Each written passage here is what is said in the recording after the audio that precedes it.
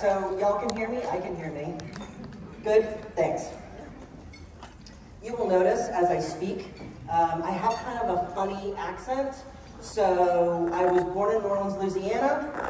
That's where I learned how to talk. I feel a little loud. Am I loud? No, it's only just to me? Okay, great. And then I grew up in Cambridge, Massachusetts, so I've got this sort of weird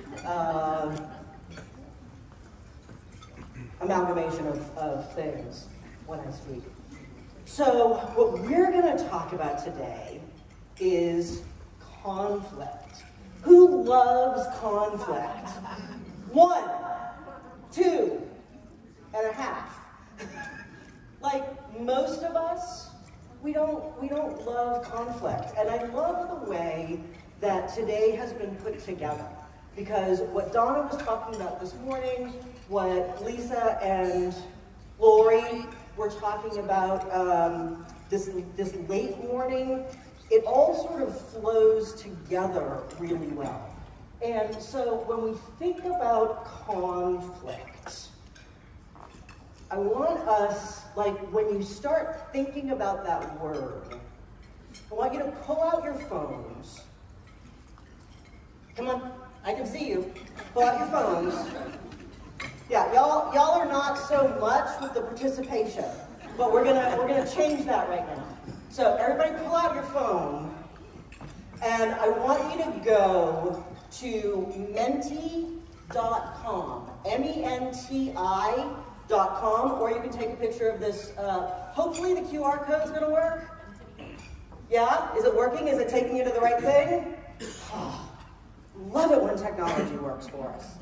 So menti.com, and you're gonna put in this code, 13349057. For what do you think of when you hear the word conflict? Like, it's probably not the Easter Bunny. That's probably not what you think of. So what do you think of when you hear the word conflict? I see some of y'all are on your phones. All right, let's see how we're doing with the group participation. All right, so we're getting this message that something went wrong, but we also have some words. So, you know, okay, interesting. So the words that are up there that are bigger means that more than one person said that word. So disagreement, violence, awesome y'all, yay, contradictory goals, power struggle, not listening well, one-lane road.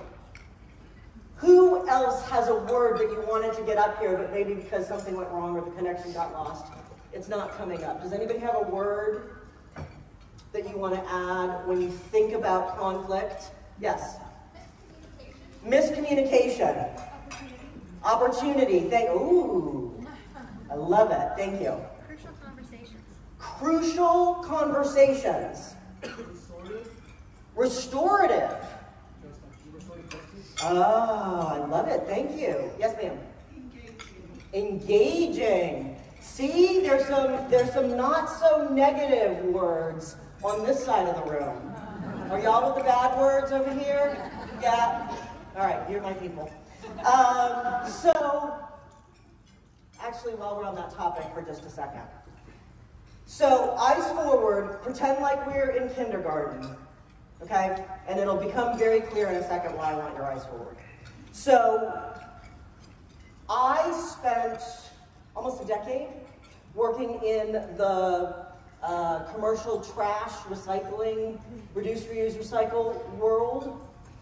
As a byproduct, my language got a little salty and trashy. And so, but I have a policy about swearing, which is that I only swear for accuracy. I never swear for like, she said a bad word. Like, y'all, I am a grown woman. If I want to say a bad word, I have earned the right. However, if something like sucks, That's my inclination to say it that way. I might even say that it effing sucks. And that doesn't work for everyone. So, back to eyes front, because we're not shaming anybody here. So if that doesn't work for you, raise your hand and I will keep it PG. Thank you. Great. So, because we don't want to turn people off, right? We want to be inclusive. We want to bring everybody in. We want to have conversations to pull people in, not to put people out. So, I looked up in the dictionary, what does conflict mean? And this first definition cracked me up. A serious disagreement, typically a protracted one. The eternal conflict between the sexes. Yay, that sounds like a lot of fun. An incompatible variance, being incompatible or at variance, a clash. There's nothing that represents what y'all on this side of the room we're talking about in terms of opportunities and possibilities to bring people in and to have a meaningful conversation. No, it's this negative world that we live in, usually when we think about conflict. And so really our opportunity is to understand that conflict is just a conversation. The thing that can make it a little more tricky is that there's always emotions involved. I loved the movie Inside Out, because it was all about our emotions. And I, among other things, am an emotional intelligence practitioner. And so how we deal with our emotions can be very tricky. And often, many of us are sort of on one side of this or the other. We live more in the land of joy, or we live more in the land of anger. Opportunity, isn't it interesting that this side of the slide is joy? Here's our positive people over here. This side is anger. Really, it should be fear. Because usually in these conversations where we get triggered, right? Y'all know what I mean when I say we get triggered? Something happens, somebody says something, and immediately we are in that fight, flight, freeze. Like, you have just pushed my button. And I am now ready to take you on. We are usually coming from a place of fear. There's something that we're afraid about, concerned about, worried about, that has gotten us pushed into that place. The thing about emotions is that many of us have been taught, especially in the world of work, and how Lori and Lisa were talking about it earlier today, where it used to be that when you came to work, you checked yourself at the door, right? I don't want to know anything about your personal life, your personal self, your real self. You bring your work self to work. The problem with that is that sort of in this land over here around suppressing. When we suppress our emotions, and I don't know about y'all, but I've never lived through a pandemic before. One of the things that's been really interesting in the last 2.5, actually, no, now, like almost exactly 3 years. So my husband's birthday is tomorrow. We had dinner reservations 3 years ago. It was a Friday, or a Saturday, on his birthday at a nice restaurant in LA where we live. And we got the call that the restaurant was shutting down on his birthday. So I will forever remember the day that restaurants shut down was March 16th. So, but when we suppress our emotions, which is what so many of us were forced to do, especially in HR. We had to just like put on our big girl and big boy pants and keep on going, regardless of what was happening in our lives. We were home too, just like everybody else. And we had kids and grandparents and abuelas and, you know, all these people. We're trying to do our work. We're dealing with our own emotions about the pandemic and the uncertainty. About 10 years ago, so I've been probably saying that for 5 years, so it's probably about 15 years ago, I got really interested. Actually, no, it's 15 years ago, and I'll tell you in a second why.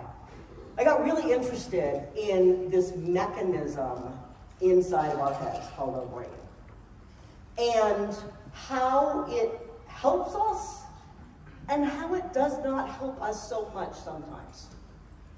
So I know it was about 15 years ago because my intent was to figure out what is happening with men. Like, I'm out here, I'm dating, you know, I could eat some more salad, but other than that, I'm perfectly lovely. And what is happening?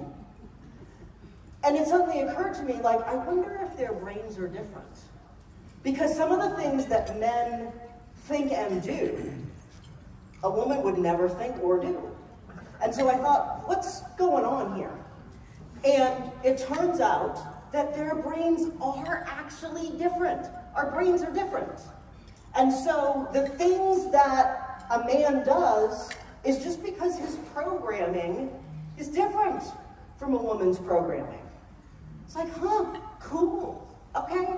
So I figured that out, ended up getting married, but it put me on this whole journey about understanding our brain.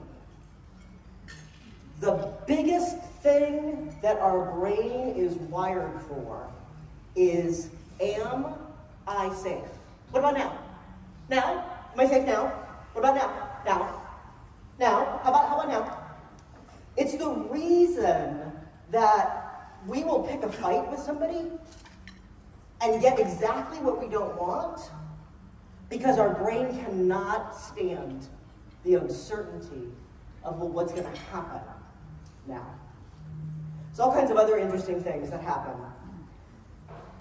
I'm going to talk about that when I'm back in September, though. Talk a little bit more about brain science. Fascinating topic. Our reproductive system shuts down when we get thrown into fight, flight, or freeze.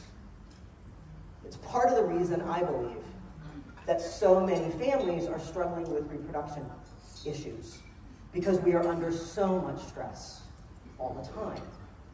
And so part of my goal and objective here is to help us figure out how to manage, not only, you know, when we're in a situation of conflict, but when we're in stress.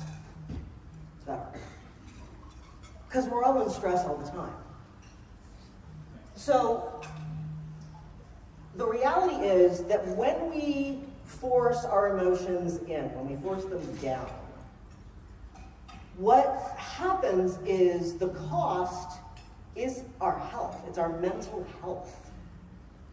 I saw a statistic the other day that pre-COVID, about 1 in 4 people was struggling with either anxiety or depression that needed to be treated, either one of those things. Now it's 2 out of 3 of us are struggling with depression and or anxiety at a level that we need to be treated.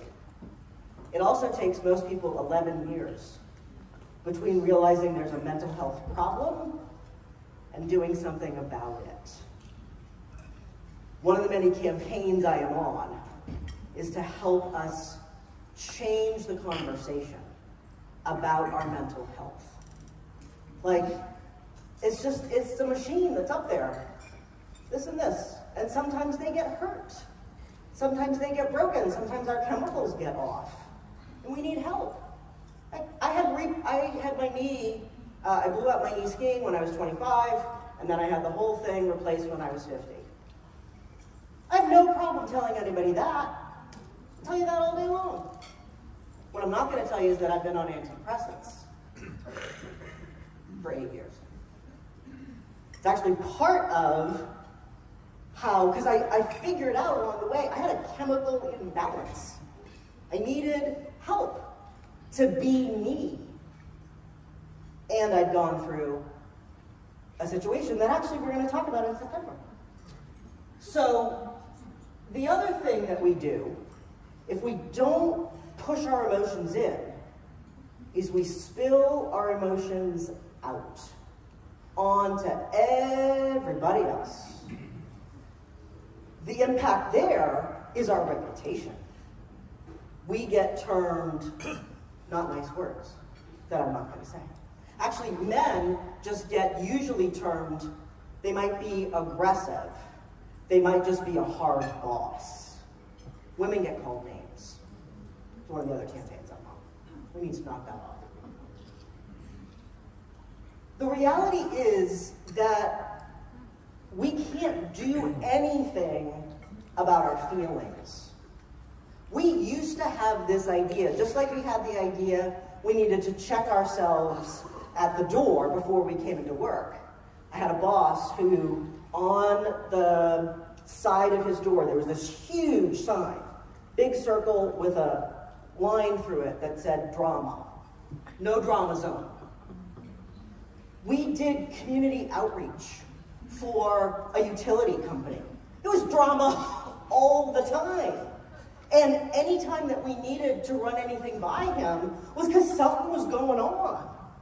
But no, we were told in order to come into his office, we shouldn't be having drama. But our emotions just happen. It's not a conscious thing. Something happens, we have an emotion about it. The alarm clock goes off in the morning, and y'all think, yay! Y'all think, phooey. So, you know, it just happens. Something happens, we have an emotion about it. You literally cannot get up in the morning without having a feeling called, I need to get up. So, this idea that we used to have, that humans are thinking machines that sometimes feel, science has taught us, no, that's not right. We are feeling machines that occasionally think. And so feelings are just going to happen.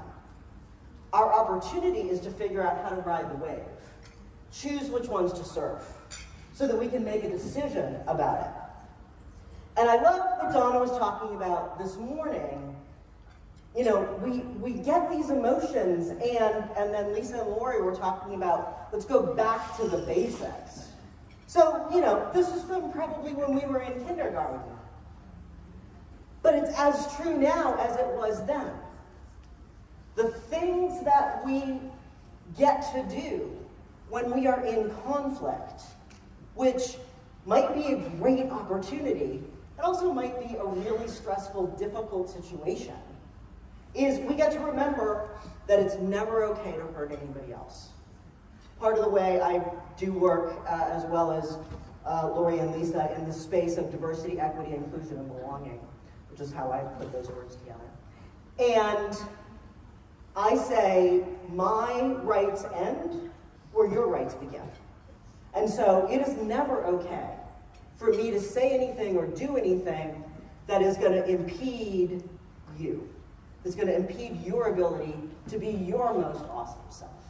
So we remember it's never okay to hurt anybody else. The next thing that we do is we breathe. Donna will tell us how important returning to our breath is. And on the next slide, I'm going to get into a little bit about why. Why is that helpful? But it is. It is enormously helpful. It's also great if you're having a conversation about anything, like my dog, my cat, an inconsequential conversation, and you lose your words, because, you know, I don't know about y'all, but I'm aging, and so sometimes I just lose my words. When we breathe, it gives us that second to pause And usually, in the course of that breath, and I don't mean like, I mean, we can find our words. Usually our words will come back to us, especially if we are being present. One of the other things that Dawn was talking about this morning. We want to use our words to say how we feel. Not you, not what you did, not that thing that you did made me feel. You can't make me feel anything. You did something, I had a reaction. So when we own our own experience, it takes the charge out of everything. I'm not making you wrong. I'm just saying you did something, and I had a reaction. And so can we talk about the reaction that I had? We want to, y'all, number 4, ask for help. As most human beings, and especially as women, I would say a different word that starts with S, but we stink at asking for help. We are bad at it, and it is because we have been told in order to get by, we have to, fake it till you make it. We have to pretend we got it all going on, we have no problems, we are perfect and magnificent in every way, I can do all of the things, I don't need anybody's help, thank you very much. Plus, most little kids, from the time that we were 2, the first thing that little kids do is they say, I can do it myself, right? We are proud when we can do something by ourselves. However, it gets in our way. And we don't need to keep reinventing the same old wheel. There are many people, probably that you work with right now, who figured out some pieces of this. And when we ask for help, other people get engaged in what we're up to. How many people have ever come to you for help? And I don't really mean inside of your HR job, because that can be like, you kidding me, you're coming to me with this. But like somebody who you care about, that you're invested in them doing well, and they come to you and they say, man, you're so good at that thing, I could really use some help with that. Would you mind being a mentor to me? Would you mind helping me out? Like, our human reaction to that is to feel good. We feel honored that somebody asked for our help and support. And so, remembering to ask for help is key. And a little trick to the cisgender women in the room, to the women who identify with the gender identity with which they were born, cisgender. Cisgender men love being asked for help. It's one of the ways that their brains are very different from ours.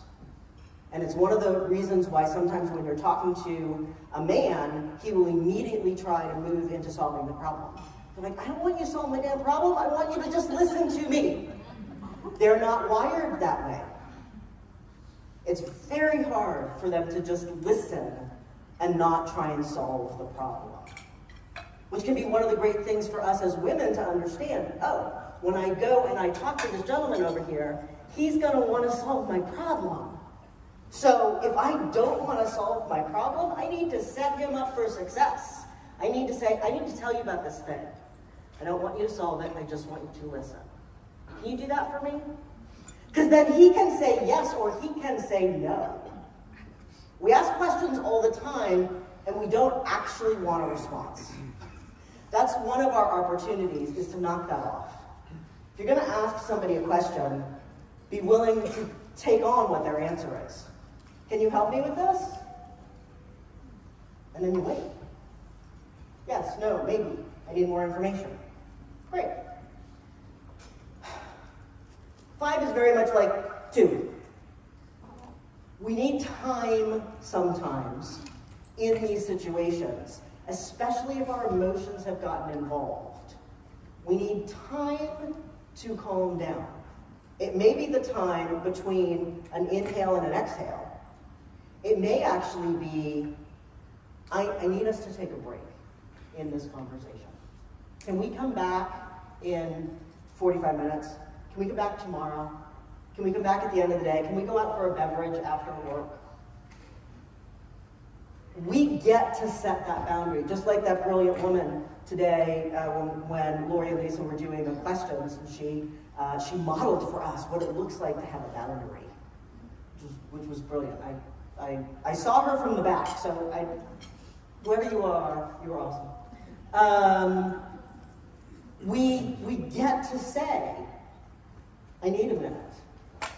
Working with an organization right now, a fairly large financial services organization, and one of the women was having an evaluation, actually, with the CEO of the company, and she knew she was getting triggered. And she kept saying, I actually need us to stop this conversation and come back to it at another time. And he kept talking. And she said it 3 different times. I need us to stop this conversation and come back to it later. And he kept talking. And she was stuck. She didn't know what to do, so she kept talking. And eventually, she started crying. And so then he got mad at her for crying, because we're not supposed to cry at work. But some of us, when we get frustrated, some of us women in general, sometimes men, but it's much more common with women, when we get frustrated, we cry. And most men have been socialized, it is not okay for a woman to cry. And if you made a woman cry, then you're really in the doghouse. And so men have a lot of feelings, even though, we like to pretend that they don't. I call nonsense on that. Men have feelings too. My husband and I recently had to say goodbye to our dog of 17 years. And in the processing of that, he said to me, you were able to feel your feelings on the outside, huh? And I thought that was such a brilliant observation, because then I was able to say, I am. So do you feel your feelings only on the inside? And he said, yeah. I'm walking around crying and eating Haagen-Dazs and doing all of the things because I loved our dog, and I could not move a step without our dog being with us. And so it was an enormous loss, and still very sad. But anybody who was around me knew. I was sad. You could be around him and you would have no idea, because he feels his feelings on the inside. So we get to remember that we all process and deal with this stuff differently. And so I'm going to come back to that thread in a minute. But I want to first talk for a second about how do we prevent conflict from happening in the first place. Even though there are great opportunities that can come out of conflict, that real conflict in conflict, it's not a great place to be. And one of our opportunities as HR transformational leaders that we have an opportunity to do is to get about the business of creating psychological safety at work. This is a term that was coined by Amy Edmondson. This is her. She's a business school professor at Harvard University. And she started studying, why is it that in some organizations they're able to talk about important things, and in other organizations they aren't? And so she did a lot of studying actually in the medical community, because if I'm having knee surgery and that doesn't go well, and a nurse can't say to the doctor, that's not the right knee, or you left a sponge in her knee, or whatever the situation might be, there can be catastrophic consequences.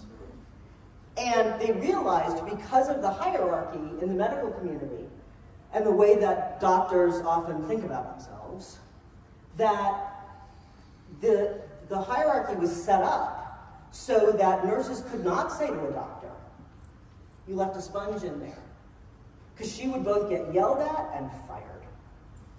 And so she got really interested in what's happening here. One of the other things that she studied was the NASA Challenger explosion, which happened in 1986. Thank you. I was trying to remember, was I a senior or junior in college? Because I remember walking, I went to school in New York City, and I was walking through Washington Square Park when I heard the news.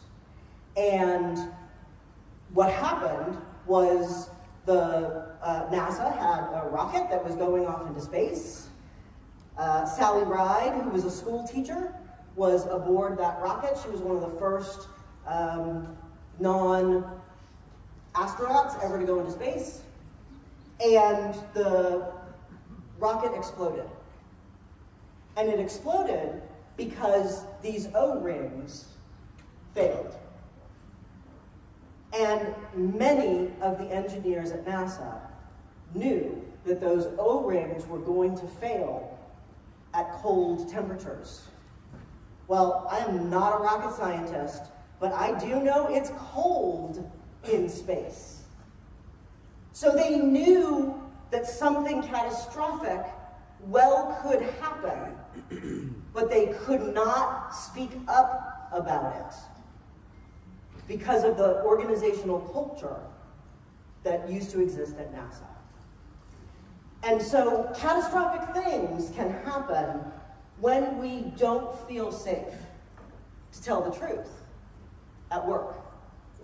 The other thing that's way less catastrophic but has real consequences that can happen at work is I am a frontline employee, and I keep picking on you, but you're just sitting right there. And you're my boss. But we don't have trust. We don't have great communication. And I've tried to say some things some other times, and maybe he was having a bad day, but I got shut down. And so I know what's happening in the front line, but I can't come and tell him. And so now he's making decisions based on the information that he has, but it's bad information because I can't tell him the truth. And this is what happens in organizations all the time. We make determinations based on incomplete information. So who's ever lived in this kind of organization where it was not safe to tell the truth? Where you did not feel, thank you, where you did not feel like you could talk about what was going on. And if you did talk about it, you got thrown under the bus. Right? Hammered down.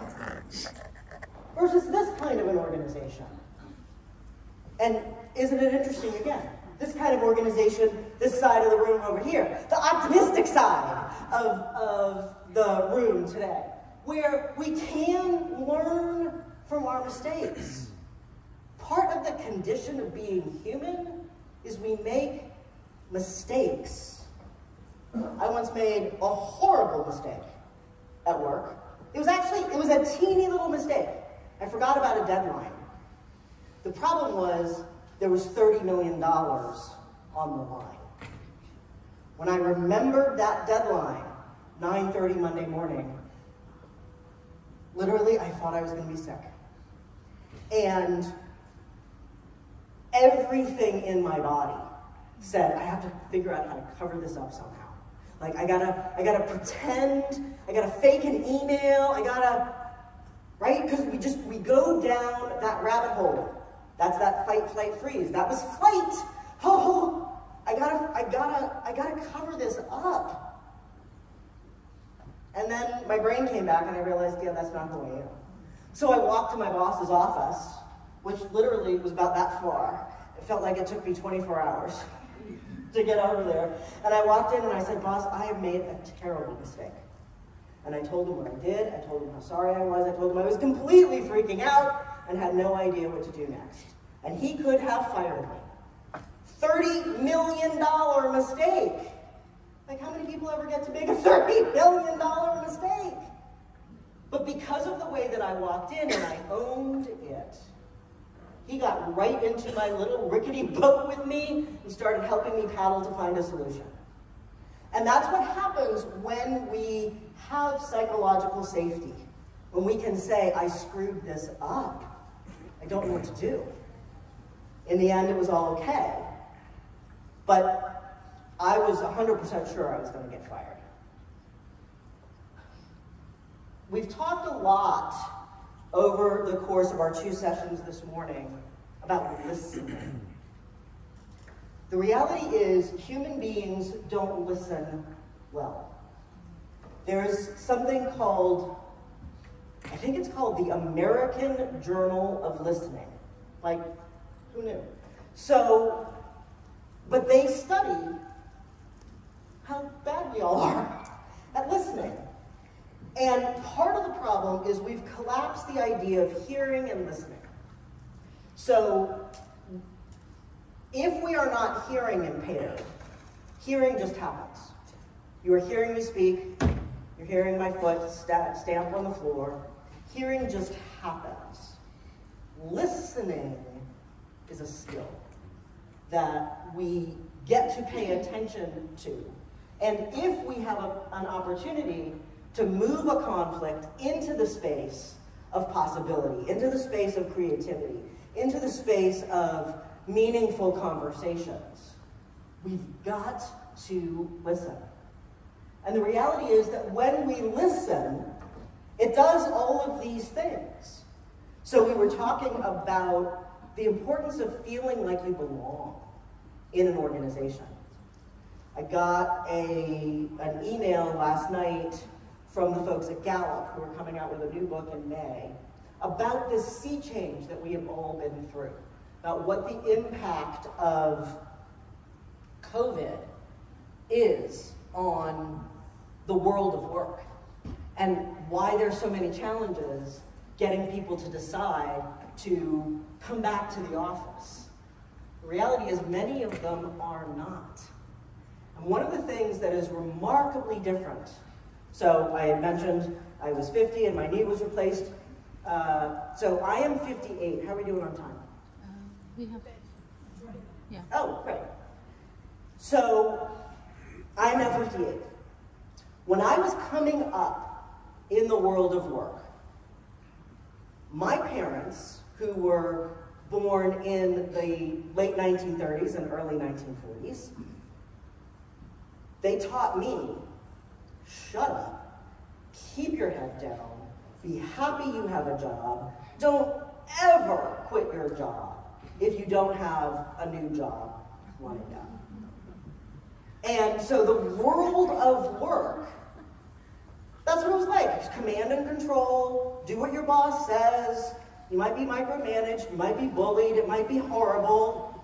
Go on antidepressants and deal with it. Right? First time I went on antidepressants, that's why I did it.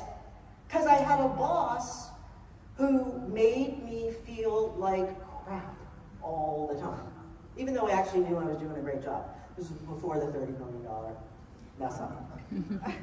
So,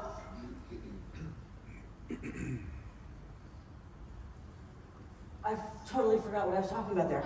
Because sometimes we lose our words. So, the reality is, right? I mean, sometimes it's just what happens. The world of work has transformed. The reality is that the millennials and the Gen Zs who are coming up behind them, in 2 years, will be 75% of our workforce. So if you're still in that category of people who say, oh, really? I gotta deal with these young people and they want me to like care about them, and it takes so much time, it takes so much work, it's hard. Yeah, it does. It takes time and work and it's hard. Yes. And what's different about these generations, completely different from when I was coming up in the world of work, is they will quit. They will walk out the door. So what that means is that we have two options. We either let them continue to leave and take their brilliance someplace else, or we invest the time and the energy into caring about them, not just as producers of work, but as human beings. And if we tell the truth, that's what I've always wanted. I've always wanted a boss who cared about me as a human, not just as someone who could produce a spreadsheet or get up on stage and talk or do whatever it was that I was doing. So the reality is that things that these generations are demanding, trust, motivation, harmony between work and life, these are things that we all want too, if we actually stop to think about it. It just takes a lot of time and energy. But we get to get down with that because otherwise we're going to keep losing them. So one of our biggest opportunities is to listen to learn. I learned this from Matt. When we listen to learn, as opposed to how we are socialized to listen, which is for men, what's the point and what's the problem? That's the default way that men's brains listen to us. What's the point and what's the problem? Women's brains listen for what's the opportunity to connect. One of my mentors, a woman named Alison Armstrong, used to always say that women are the Velcro of the universe. And if you think about it, like when I look at my parents, all their friends, it's my mom who built those relationships, right? When I look at me and my husband, it's me who built all the relationships that we have. And it makes sense. If we think about it, when we were back on the Serengeti, the men were out chasing the water buffalo or whatever they were out chasing, and the women were at home dealing with the babies and picking the berries. And so we needed to communicate. It's a table that's just right here that's all women. So we needed to be able to communicate with each other. Are these the good berries? Are these the poisonous berries? Is it the little ones? Is it the ones that grow over by the water that are bad? Is it the ones that are over by where the slope is? Are those the bad ones or are those the good ones?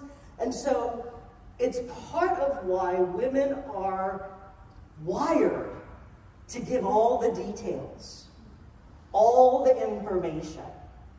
Was it Tuesday or was it Wednesday? Was it at 1 o'clock? Was I wearing that blue dress? Like we want to give you all the berry markers so you know everything about the story, and it's what makes men be like, oh my God, what is the point of this? I don't care about what you're wearing that is immaterial to the conversation that we're having. But once we understand some of that brain chemistry and how we're wired, then we can let that go a little bit. We can tell our brain that it's okay. They don't need all the information. And what I want to listen for when you're talking to me is, what's important to you? How do you see the world? What's your lived experience that might be different from mine? Where are we exactly the same? Where can I not really understand what it is that you're talking about? And so I have an opportunity to get really curious about that. That is not how we listen. How we listen is, what am I going to say next?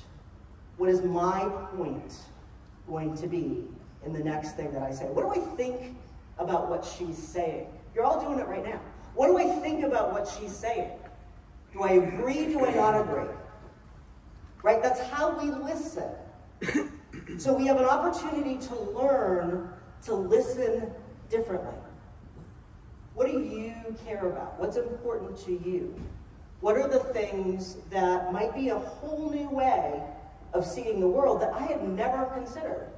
Because I haven't walked in your shoes. When we come into contact with somebody, we are coming into their movie like 90 minutes of the movie have already happened. You don't know what all their stuff is. Everybody has stuff. And in case you're thinking that this doesn't apply to you, according to SHRM, 91% of employees think that their manager doesn't listen. So unless the 9%, all of them are here in Fresno, or Clovis, technically where we are, the reality is your people think you don't listen. So we all have an opportunity to get better at this. And when we feel listened to, when we feel gotten, when we feel like we matter, like we belong, like your opinion matters to me, that's what gets people to stay. So with all of the organizations, probably everybody can raise their hand to this, that are having challenges with recruitment and retention. This is one of the biggest things that you can start doing, is listening in a new way. And just like when we learn anything, it can feel weird when we start practicing it. And how many folks have ever heard of the term active listening? Awesome, you guys. So, as you know, active listening is having a conversation with somebody as you're really listening. And so I can say to you, so here's what I think I heard you say. And it's not here's what you said.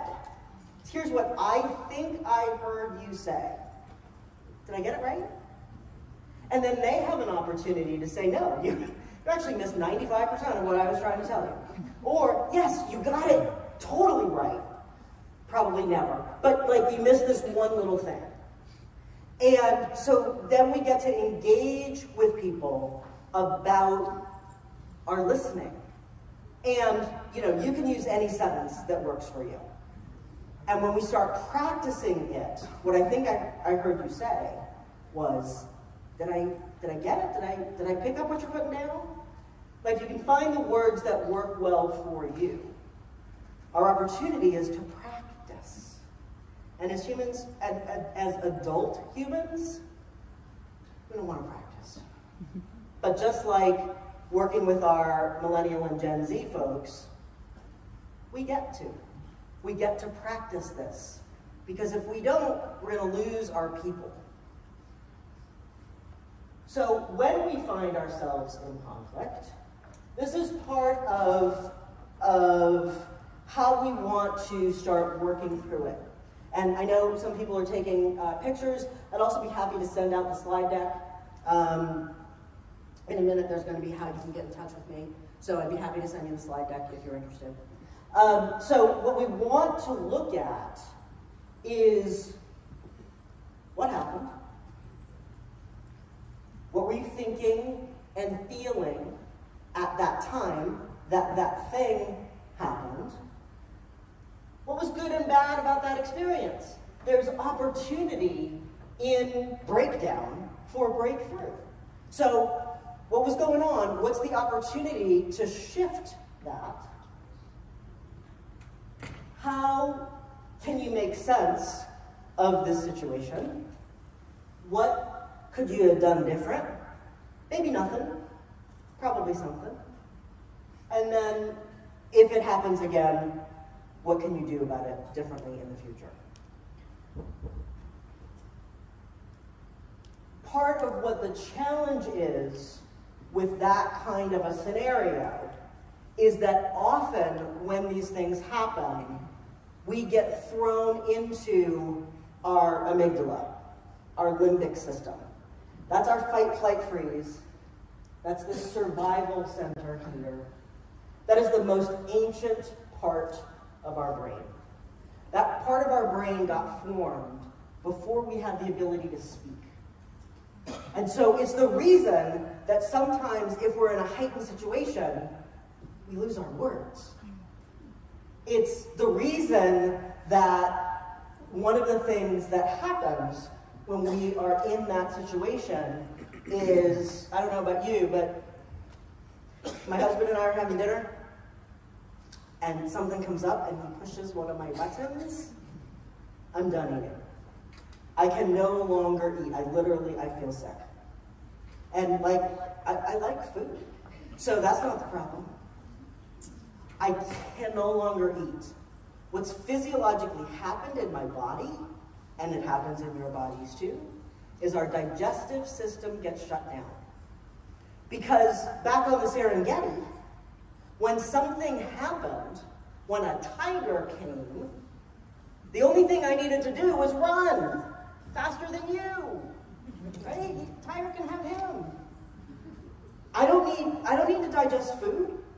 I don't need to have a conversation. I don't need to have words. I don't need to make babies.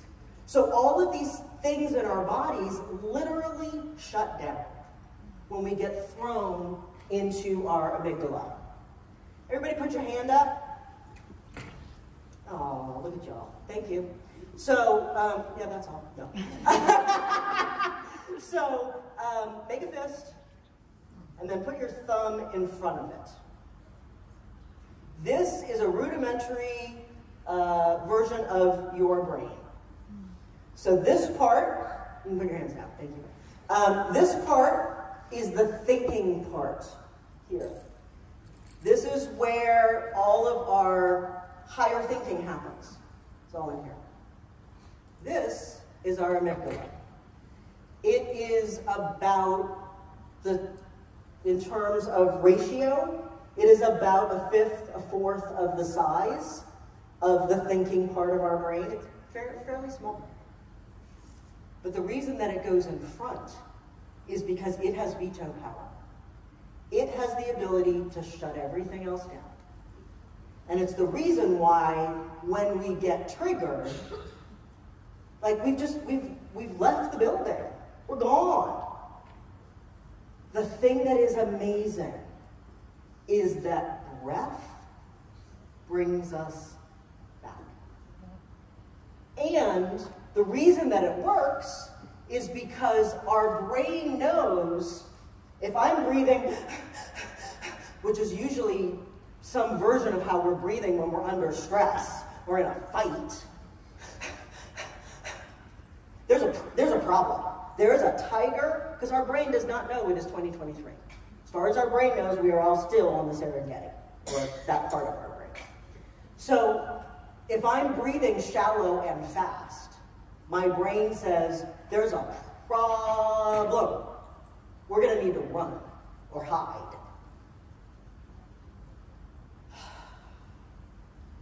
If I'm breathing deep,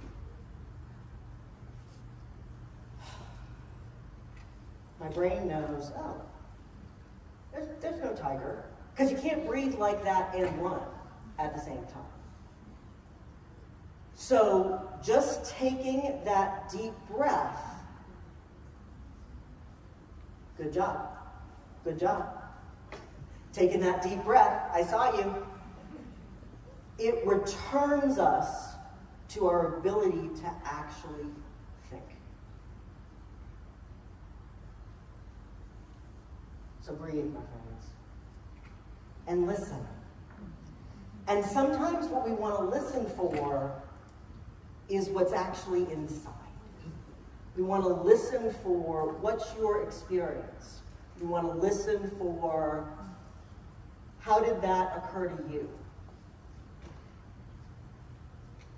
I don't know what that's supposed to be. Oh, yes I do. Because the reality is that there is always, at the very least, two versions of everything. There is what I think happened, my truth.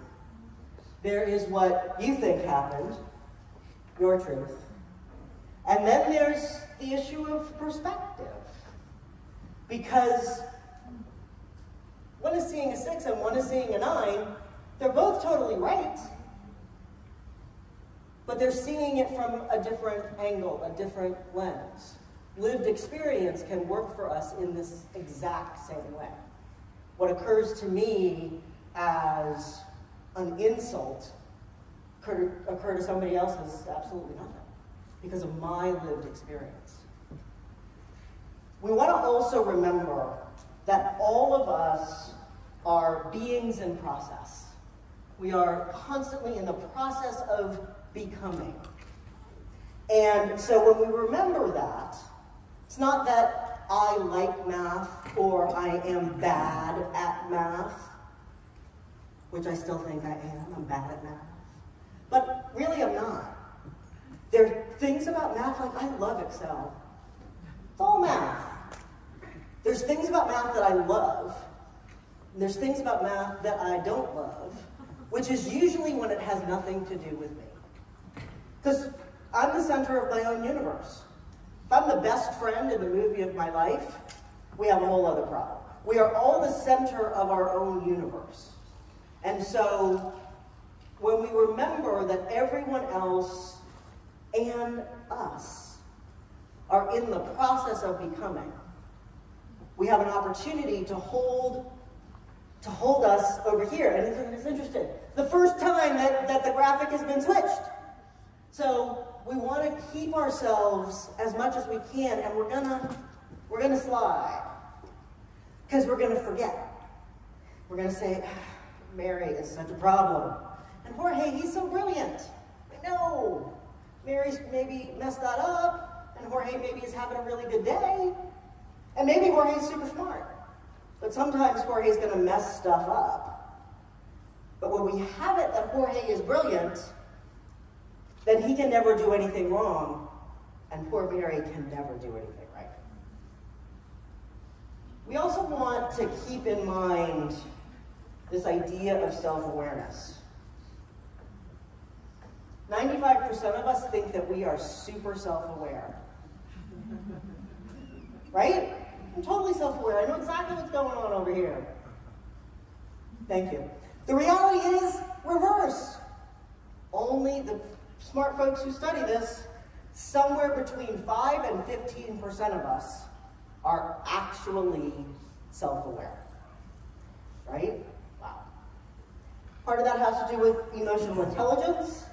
And this is the school of emotional intelligence that I was trained in, which is called EQI 2.0. This is the modality of emotional intelligence that was created once people realized, oh wait, like this self-help thing, this emotional intelligence thing, like this really matters at work. Because a lot of what's in here is, so here is this issue around if I don't feel safe telling my boss what's actually happening in the world, he can't make good decisions. So these last two pillars, decision-making and stress management, got added when emotional intelligence moved from just in the domain of personal growth and development into organizational growth and development. As I said when I was over here, our opportunity is to get curious. When we were little, it was all we had. We were so curious about the world.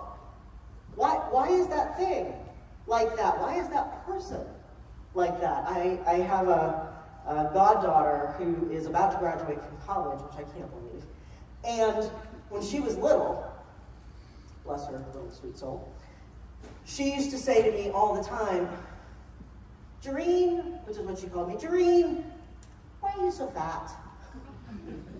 But that's the questions that kids ask. They don't know that that's actually not a great question, and it hurt my feelings. And at some point, actually, when she was more grown up, she and I had a conversation about it. She's like, I can't believe I asked you that. I'm like, yeah, it's okay. You were 5. And 6 and 7 and 8. But, you know, but we lose that. We lose that natural curiosity. And when we can get that natural curiosity back, especially about other people, that's the glue, that's the juice that makes us the Velcro of the universe. So it's a huge opportunity for men who are not naturally wired that way, but it's also a huge opportunity for women because, we've lost it too. And when we get to create that, we really create these meaningful relationships. And as we were talking about in both of the sessions this morning, that's what we need, that's what we want. If you want to be in touch with me, here's the best way to do it. I'm the only Janine Hamner-Holman on LinkedIn. I also have a podcast called The Cost of Not Paying Attention, where I talk about all of the things that we aren't paying enough attention to, and what the cost is to us of that. So people were handing out books. I used today as my impetus to get my first book written. It came out yesterday. So I can't give it to anybody. Thank you very much. It's called Mind the Gap, A Thought Leader's Guide to 21st Century Leadership. Talk a lot about the difference between 20th century leadership, 21st century leadership, and what is called forth from us to be great leaders. And as I say in the book, in my opinion, you can lead from any chair in an organization. Your job can be cleaning the floor, and you can be a leader. Plus, again, we better be the leaders in our own lives. If you like to consume books on as an ebook, this is meant to be a journal. So there's an email. Please email our team so that we can send you the PDFs so that you can do the writing, if you're interested. And then here's what I'm going to leave you, is that if you're not familiar with Viktor Frankl, he was a concentration camp survivor. He wrote a book while he was in the concentration camp. And one of the things that he says is between something happening and us taking action, there's a space. We have an opportunity to make a conscious choice. Our opportunity is to step into that. Thank you very much. Oh, and if you want to take an organizational assessment, I have this for free. Please make use of that if you would like. Thanks.